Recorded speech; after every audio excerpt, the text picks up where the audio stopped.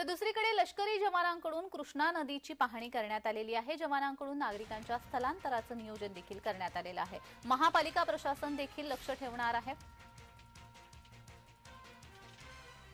लष्करी जवानांचं पथक हे सकाळी सांगलीमध्ये दाखल झालेलं आहे आणि या जवानांकडून कृष्णा नदीची पाहणी करण्यात आलेली आहे।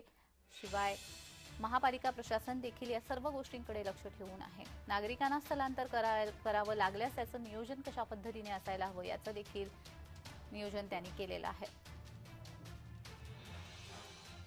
पालिका हद्दीमध्ये आयर्विन बीचची पातळी आज सकाळी इशारा पातळीपर्यंत म्हणजे 40 फुटापर्यंत वाटचाल करत आहे आणि धोका पातळी ही 45 फुटाची आहे। अजून 5 फूट याच्यामध्ये फरक आहे।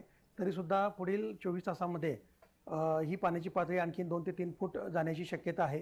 त्याचा संभाव्य धोका लक्षात घेता मागील 2 दिवसापासून त्या 45 फुटापर्यंत नागरिकांना आवाहन करून तयार राहण्यासाठी सूचना महानगरपालिका प्रशासनाने दिलेल्या आहेत।